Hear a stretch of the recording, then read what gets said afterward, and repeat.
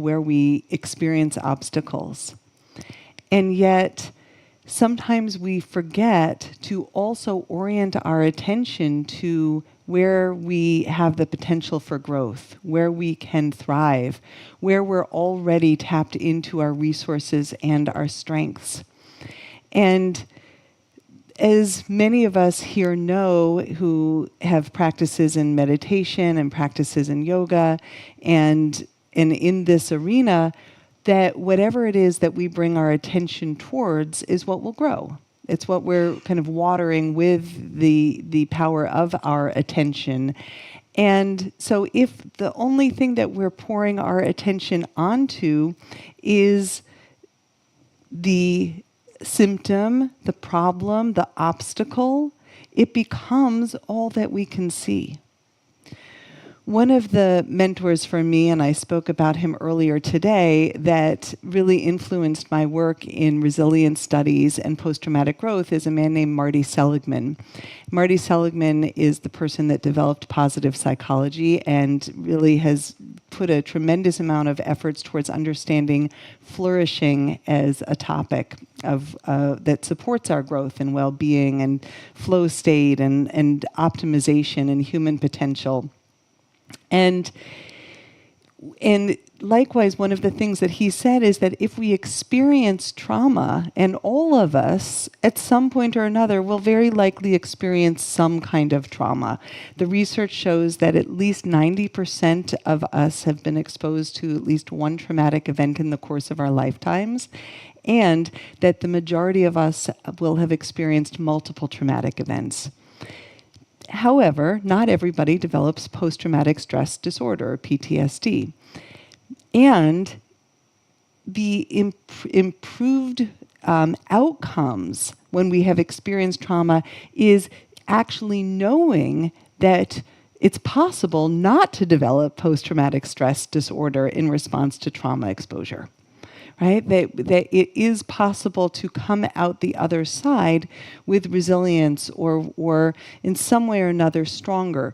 And it's not the event that makes us stronger, it's how we work through adverse experiences in our lives that allows us to come out stronger.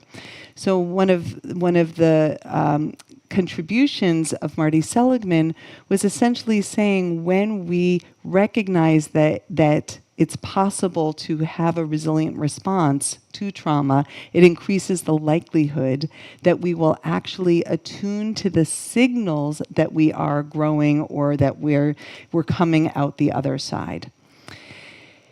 However, if the only association that we have with the exposure to adversity is the potential of negative outcomes, our attention and focus is going to be on any of those symptoms. The vigilance, the anxiety, the not sleeping, the not digesting our food, the shakiness in the body, the worrying about the future. And we'll focus on all of those signals that say, oh, I'm really going down. I must be developing post-traumatic stress. And we, in some ways, don't know how important it is to catch hold of the resources that help us navigate adversity, navigate challenge. So I have spent much of my career really focusing on what is it. Let me find where I go. Okay, there we go. What is it that helps us become unobstructed? And before I go into sharing some of those insights into what I've gathered over many years, I want to just invite you to take in these words. This is a Japanese poet, Ryokan, and the poem is called Unobstructed. Like the little stream,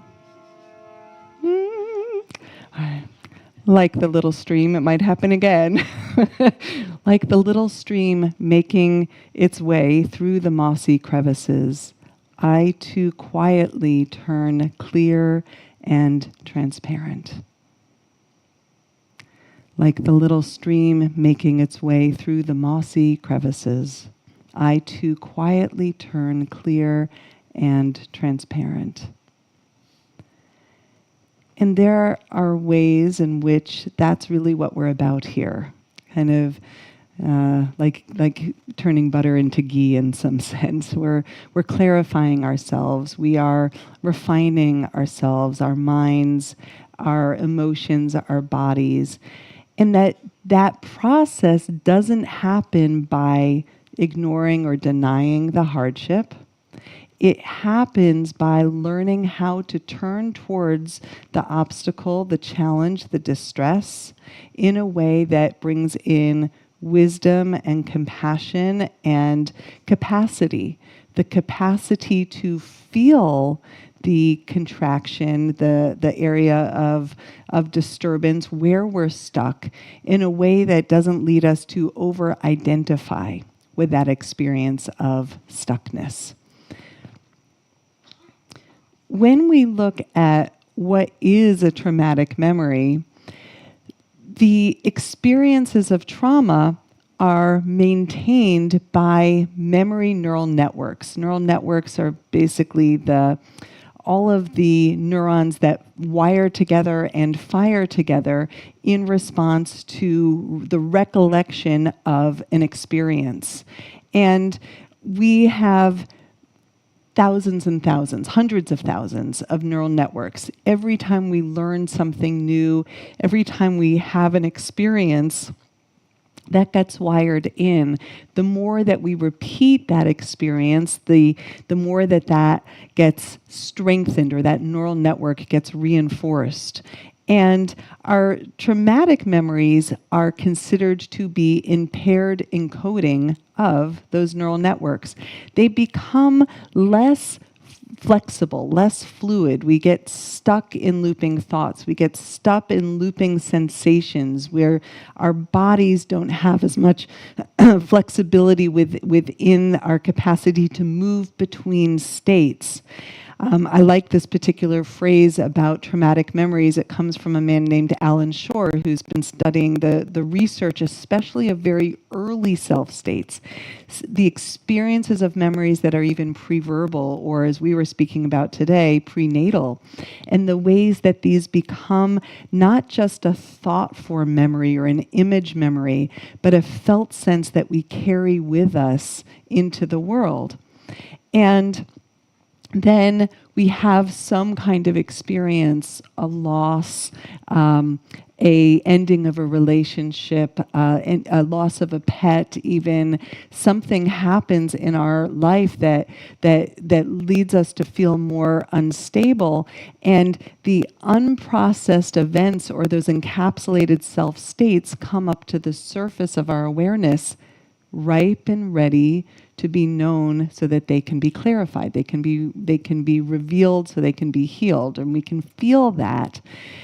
The biggest challenge that happens, that I've seen in many years of being a trauma-informed therapist, is I've been working with trauma for about 25 years now, and the biggest challenge that happens is that the trauma experience comes up, those emotions, those experiences of stuckness, and then we over-identify with that.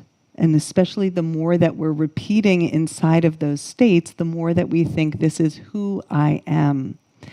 So a lot of the healing becomes helping an individual and helping ourselves differentiate from those ideas of who we are into really much more of what we would call in the yogic traditions the truth of who we are. So that we have some contrast between this clear, free, wise, compassionate, spacious, precious being of who we are, and therefore we can also turn towards the places in us that know suffering, that know contraction, that know pain, that know rejection or betrayal or abandonment. And that when we feel into those places inside of us, we don't join with it so strongly that we think that that's all of who we are. So when a neural network is reactivated, these neurons wire together, they fire together, and I think I've kind of named everything that's on this. Every time we learn something new, we are wiring a new neural circuit. So this brings in a bit of the science of post-traumatic growth, which is really the science of neuroplasticity. That we have some 86 billion neurons in the brain, each with thousands of connections with each other. And all of our memories and beliefs are encoded, and behaviors are encoded as these neural networks, right? Think about the first time you tried to learn to tie your shoe. Right? It was awkward. It was awkward for all of us. It was frustrating. And then the more that we worked at it, we finally got it. Learning to play a piece of music on the piano. It doesn't sound so pretty at first. The more that we practice, eventually we don't even need to look at the music. You were chanting today with your eyes closed. All of those chants are inside of you. The finger positions on the harmonium are right there, right? So the more that we practice anything, the easier it gets. And that's true with post-traumatic growth. The more that we practice moving between self-states, it's, sometimes we have this phrase in our world that refers to something like toxic positivity. Have you heard of that one? Right? It's this idea that somehow we're going to bypass the struggle. And that's not really what we're talking about. It's about being able to move in and out between self states so that we can compassionately turn towards the area of suffering or contraction or struggle. And we can come back out and we can remember that truth, we can remember that space, and that we know how to, as a result, in some way we keep taking a little bit of that struggle, a little bit of that pain, a little bit of that challenge, and we're emptying that from the vessel. We're clarifying, unobstructed. So our brains change with every experience, and that occurs throughout our lifespans. What many of us don't recognize is that post-traumatic stress, or PTSD, can be considered a form of stress-induced neuroplasticity, because what we are repeatedly practicing in those moments is the worst-case scenario thinking, the memories of what that terrible thing that happened, the worries about our children, the worries about our future. This isn't to say that we're not ever going to worry. We're human. We're going to reflect on difficult events that happened. That is part of our nature, and it's part of grieving and mourning. But it's essential to recognize when we're looping, when we're stuck in thoughts that actually are in some way leading us to hyper-focus on something that doesn't allow it to change. And as this, precious gift that it is to be in a human body with a mind, we have the capacity to invite change. We have the capacity to be creators of ourselves, our lives, our futures. But if all that we're doing is repeating in our mind the past, it restricts that change process. And I think we need to differentiate between grieving and repetition compulsion, which is a lot of what we see in our world, where it happens at an individual level when all that we're thinking about is what happened, and that's limiting our sense of possibility for the future. We will recreate the same kinds of relationships that were once wounding. We will end up in scenarios again and again. We're like, wow, I've been through this. I'm looping in something. How am I doing this again? There's a lesson to be learned here, and indeed there is, but the lesson doesn't necessarily require that we keep looping in it. There's something about finding a sense of completion so that we can move forward.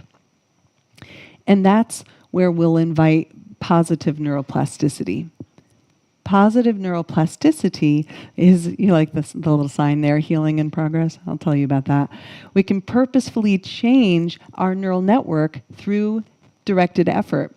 I do a lot of hiking and backpacking in the trails in Boulder, Colorado, where I live, and really around the world. It's one of my favorite things to do. And I love when I come across these signs. Sometimes when you're out on the trails, someone has taken a shortcut, And then more people take that shortcut. And then you have kind of a muddy trail in an unwanted area. And then, we say, you know what, healing in progress. Let's let this area regenerate itself. Let's let this heal. And so, likewise, sometimes we need to redirect the traffic of our own minds, our own emotional, habitual responses. And at the same time, when we're inhibiting some of the unwanted habits, we want to redirect the mind, our thoughts, our emotional response, our behavior, our felt sense in the body into a new direction that's going to best serve our growth and allowing ourselves to rehabilitate and heal as well. Writing the Post-Traumatic Growth Guidebook, which I know is here in the bookstore, thank you. That book is kind of built upon the 6 R's of what I call the 6 R's of neuropsychotherapy. Neuropsychotherapy is not my term, but the 6 R's are. And these neuropsychotherapy is applying neuroscience, the science of how we change from a perspective of that neuronal growth and neuroplasticity to psychotherapy. And I'm going to go into these 6 R's each specifically, relating, resourcing, repatterning, reprocessing, reflecting, and resilience. Relating recognizes that our brains are wired for and strengthened by connection. Our nervous systems are deeply nurtured through our relationships. We really need safe, warm, comforting, kind, compassionate, respectful, protective, dignifying relationships that help us to feel valued, worthy. And when we look at the earliest wiring of our nervous system, and we spoke today a lot about the nervous system earlier today. When we look at the earliest wiring of our nervous system, we are all born with not fully developed nervous systems. Our nervous systems are highly dependent upon our caretakers and the people that are holding us and attuning to us and recognizing our needs for hunger and thirst and sleep and stimulation and rest and all of those rhythms. And when trauma begins very early, it can impact that earliest wiring of self, those early experiences of safety or a sense of belonging, or a sense of it's okay for me to rest. I'm thinking about our Yoga Nidra teachers that are here and the deep value of being able to rest and receive yielding into the contact of the earth or of gravity or surrendering into being held by another. And for a variety of reasons, sometimes babies are born with nervous systems that are already pretty vigilant. And we can talk about generational trauma, and we could talk about in utero trauma, reasons why that might occur. And sometimes we're born into environments that don't provide sufficient cues of safety. And so we don't get sufficient layering or myelination, strengthening of that neural pathway that allows us to receive and experience that deep rest when it's necessary. It's what is so important about having these kinds of practices that we come here to do, is that we are laying down the pathways of rest, or we are laying down the pathway of movement and excitement and stimulation. When I've worked with individuals who've experienced very early neglect doesn't give us the necessary early experiences of play, of interaction, of joy, of being seen, of being celebrated. And so we also need opportunities to go into that kind of expansive, joyful state. You could feel it tonight as we're chanting, and we've got the tambourine and the tablas, and you can feel the experience as a group here. When we go into that kind of mobilization, or when we practice yoga together, we are uplifting each other in joyful states. So we're reclaiming through repeated practice these opportunities to go between joyful mobilization and excitement back into rest. It's so beautiful to watch the Shivananda yoga practice that very much builds in these opportunities to go into excitatory states, right? Like a Bhastrika or Kapalabhati breath, and we have this excited state in the body, and then we go into a mini Shavasana, and we let the body go between nervous system states to recover. And so we're building in these neural networks that say, I can now give myself the stimulation, the joy, the play, and I can have these phases of active recovery that allow me to feel that too is safe. Earlier today, we spoke a bit about what happens when the nervous system doesn't have a clear distinction between rest and collapse. Sometimes when we go into stillness, rather than being able to immediately access that as a nourishing state, there is some reference point inside that says, I'm not so sure if being still or closing my eyes or resting is safe for me. Maybe it's associated with personal memories or story memories or collective memories of scary things that happened when I was still. And so a lot of this is about reclaiming safety in a variety of states. But it all starts with our relationships. It starts with being held. And resourcing. Resourcing is about strengthening those neural networks for our positive experiences. When I was initially trained as a psychologist, a psychotherapist and psychologist, a lot of the training was about how do we reduce the symptoms? How do we get rid of what we don't want? And then once those symptoms are gone, we say, okay, you've graduated, you can go now, you can exit therapy. And very little emphasis in a lot of the psychotherapeutic modalities out there actually focus on the presence of well-being. I love this particular quote from the World Health Organization. Health is not defined by the absence of disease. Rather, it is recognized by the presence of well-being. And yet, if we don't actually build that into our healing models, how do we strengthen that? How do we gain that? How do we enhance that? So the experiences of tapping into the felt sense, the embodied experience of well-being, is something that we need to repeat again and again, so that ultimately, like that playing of the harmonium or that piano piece or tying your shoe or riding a bike, it becomes second nature. We tap into well-being so easily because we've practiced it again and again. Repatterning. The body has been designed to renew itself through continuous self-correction. These same principles also apply to the healing of psyche, spirit, and soul. So Peter Levine developed a healing modality called somatic experiencing.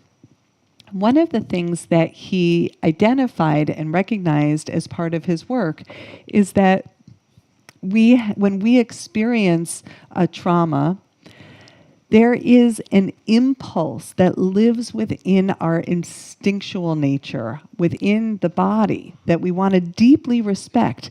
That impulse is to move away from threat and move toward safety, move toward connection.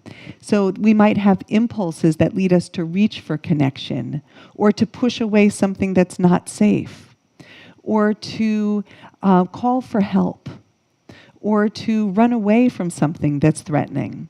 And if we didn't get to engage in that process at the time of the traumatic event, the body in some ways still keeps that score or bears that burden. That there is a way in which when we really listen to the body, our bodies will guide the healing process by allowing ourselves to really attune to what needed to happen. When we think about that event, what is still longing for that sense of completion? Because once we feel the completion of something, we are no longer bound to repeat it. We're no longer bound to repeat it. And so when we're looking at finding trauma resolution, and we do so at a personal level, we are also helping to reduce the likelihood that it will be passed on to the next generation.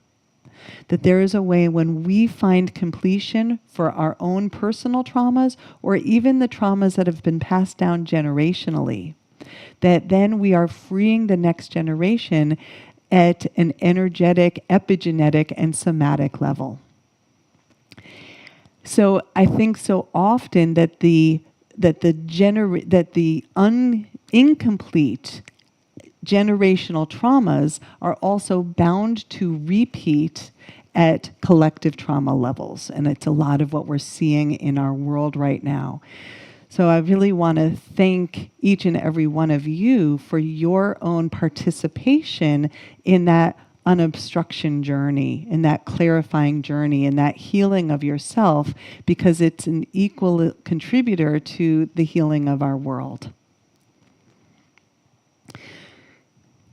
When we think of the experiences of the thwarted instinct, this is when that movement didn't get to happen, it can lead us to get stuck in states of freeze, of fight, of flight, of faint. There's a missing L in there, but fight and flight, or faint, a collapse. And those incomplete experiences or incomplete actions can once again occur within us. They'll repeat within us. They'll repeat in how we're parenting our kids. They'll repeat in generations. Another layer to this journey of trauma recovery is what we'll call reprocessing. Reprocessing is about how we change the memories that form the way that we see ourselves, and changing those memories that form the way that we see ourselves also changes the way that we view others. Therefore, our relationships, job performance, what we're willing to do or able to resist all move in a positive direction. When we change ourselves and the relationship that we have to the traumatic memories of the past, we become agents of change. We become positive sources for ourselves, our loved ones, our communities, and so forth. So how do we do this? In my training as an EMDR therapist, a big part of what we do is we have this way of basically pulling a traumatic memory up to conscious awareness, up into working memory. And we do so in right timing, with right support, so that we're not trying to think about the trauma when we're trying to sleep at night, or when we're trying to parent our kids, or when we're going to the grocery store. We actually make an agreement with our psyche that says, not now, not there. But that kind of containment of trauma also requires that we know where and when we will attend to the traumatic memories of the past. And we need those spaces. We need those spaces to know this is where I can unpack that. And sometimes that happens on the yoga mat. And sometimes that happens in therapy. And sometimes that happens in, caring group spaces. In satsang, right? It can happen in a variety of very safe spaces. And that's a very key element to this. In right time, right place, right support, I'm going to unwind or clarify or become unobstructed as I attend to that wound and begin to wire in the resources that let me know that I'm safe enough now. Resources, and we spoke about resourcing a little bit already, but resources might be the remembrance of a time and a place when you felt safe. It might be standing in this beautiful location looking at turquoise water. It might be a moment of connection with a dear loved one. And as we strengthen those resources, we're more likely to have access to them when we open up the memories or the states associated with trauma, so that we're taking that encapsulated self state and we're opening up the doors to allow something new to emerge. So we're integrating those distressing memories and impaired neural networks with the resource states. Reflecting. Reflecting is about enhancing and building a coherent state. We talked a little bit about coherence earlier today. Coherence typically has multiple meanings. Within the arena of vagal toning and vagus nerve health, we speak about coherence in recognizing the way that having a coherent nervous system, a balance between the sympathetic and the parasympathetic states, puts us into a state that allows us to access clear thinking, creativity, ease, calmness in the body, courage, great clarity. Yeah. Coherence is also a psychological term that basically is cultivated when we recognize where we've come from, what has shaped us. When we know the events that have led us to feel a certain way, to perceive ourselves and the world in particular ways, when we know who we are by how we've been shaped, it will help us recognize and distinguish what is really me and what is learned behavior. What is me and what have I accumulated throughout the experiences of my life that really don't serve me and are not necessary anymore. Coherence is the ability to make meaningful connections about the range of life experiences that you've had, and that it helps us also hold the complexities, the dichotomies, the polarities, the conflicts, the disappointments, and the contradictions that are inevitable parts of this human experience. So one example of a coherent self might be to look at our own attachment history. By the words attachment history, I'm really speaking about how you were raised, what kind of care was there for you, who was enabled you to understand yourself in the world, or what were the gaps in that? What were the missing pieces? Were there experiences of neglect? Were there experiences of abuse? Were there experiences of there was nobody to talk to? And the more that we understand, for example, that attachment history or other specific traumatic events and how they've shaped us, the more that we can go, I understand why I react that way when my husband doesn't answer my call right away. Or, I understand why I have that feeling inside of me when when my child acts up and they kind of press my buttons a little bit, and why I feel anger inside. I'll have a better understanding of why I have the kinds of thoughts, feelings, reactions inside of me that lead me to respond to others in the world. And the more that I can understand that, the better I will be at taking self-responsibility for what happens inside of me, so that I can therefore be mindful about how I'm responding to my husband or my child or my friend or my community or, the world. Coherence is also supported by what we call an oscillating narrative that is very much associated with resilience and post-traumatic growth. An oscillating narrative helps us recognize that indeed all of us will have some kind of hardship that we'll face as part of our lives, perhaps many, multiple. But we will also be able to recognize what has helped us navigate that challenge. Who helped us navigate that challenge? What did I learn as I worked through that particular challenge? And then there might be another hard thing, but I'll draw upon those things that I learned from the past. I'll give a little bit of a personal example of this. Not only did I experience my own childhood trauma and gratefully had yoga as a system that helped me to recover, and my own therapy that helped me grow, and then learned to become a therapist. And then I had some really significant car accidents that happened in my life, 4 in a row. It was one of those like repetition events that really woke me up. And through the gates of those car accidents, a lot of my early trauma that I had not yet worked with came right to the surface of my awareness. And so I had another quote unquote opportunity or obstacle to work through those at that time. And gratefully, around that time, I met my husband, a real up phase, and we had this, really beautiful wedding, and we're in our first year of marriage, and just a few months in, 9/11 happens. Just a few months after that, my brother-in-law, my husband's brother, who was in the military, was killed in an Al-Qaeda mission. And his helicopter went down. And so this emerging into this, we're going to plan a family, we're ready to have our first child. And we went, oh, wait, we should wait. We're grieving. Let's wait some time. And so we put the pause on that, and my daughter had a different idea.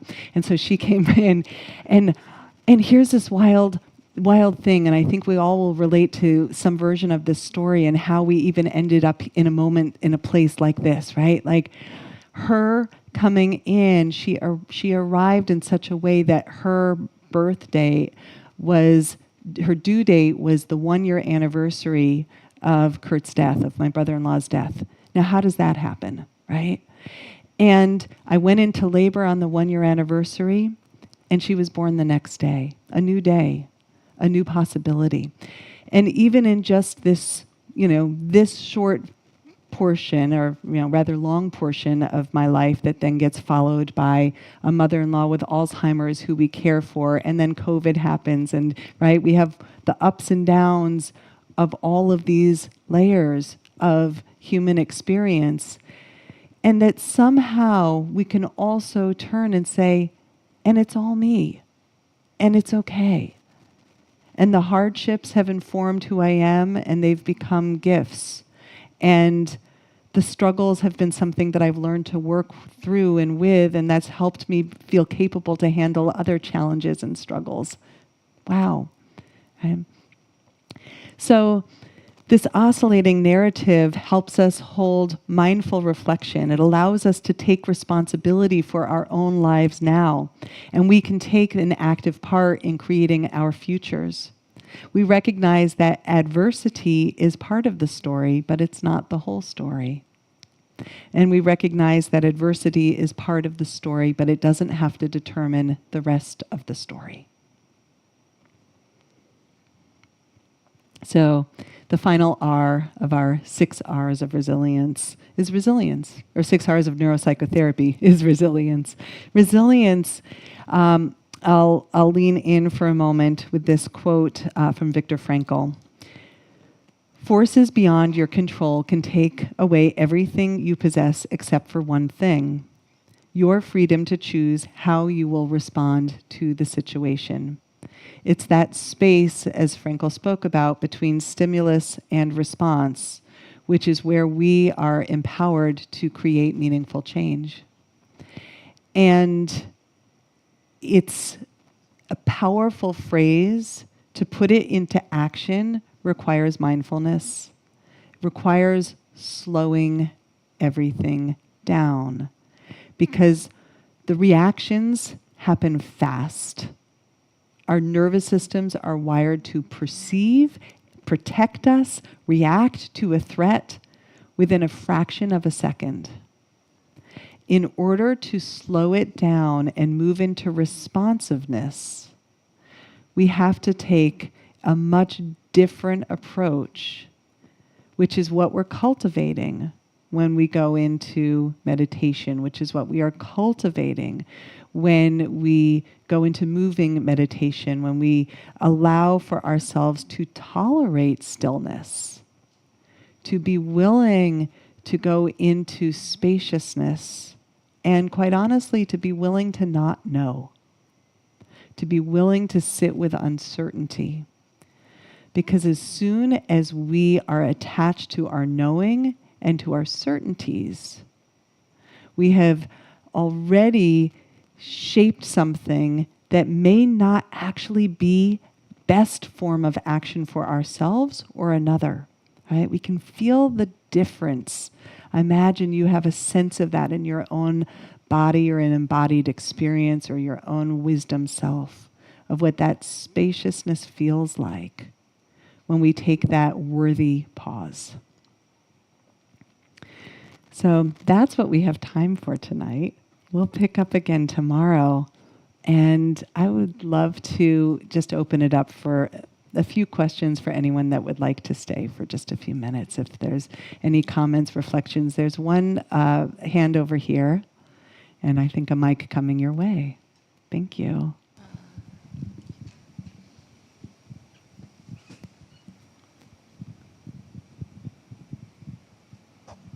Hello. Oh, thank you for a very clear, very insightful expose. My question has to do with the fact that when we're stuck, we identify ourselves with the repetitious thinking, the story that we've built around this traumatic event. And so I'm wondering, how do you break that? How do you get out of this identity that you've built? Oh, yeah. Yeah, it's a really, really good question, and sometimes it's easier than others, right? I remember some years ago I had an opportunity to sit with a man named James Hillman, and he at this time was in his, I don't know, I want to say 70s, maybe early 80s, and he had come to the conclusion at that time in his life that the more time we spend in a fixed kind of characterological identity, the harder it is to change. And so a lot of what we are trying to cultivate is actually in some ways very parallel to the mindset talk that we heard 2 nights ago for those of us that were here. But what we're wanting to cultivate is this quality of a growth mindset where we are willing to temporarily suspend the idea of who we are, the idea of who we have been, for the sake of allowing something new to emerge that may be yet unfamiliar. But because as humans we attach ourselves to familiarity and often to the narratives that support that known, it takes the tolerance, the felt experience tolerance of being willing to be with something new long enough, something unknown long enough, for a new, well, we call it sometimes the aha moment, but for a new experience of ourselves to emerge out of that space. And that's why it really requires slowing everything down. Because so often our minds can go super fast and they're going to run with that narrative, and then our physiology follows that mind state. And so when we slow down the mind, we're also hopefully slowing down the breath, and we're going to slow down our physiology. We're going to come out of defensive physiology so that we can access a greater experience of calm, compassion, connectedness. And then from there, we can have a new experience, hopefully. Yeah. Thank you. Thank you. Any other comments, reflections, questions before we close for the night? Okay. Beautiful. Thank you. Thank you all.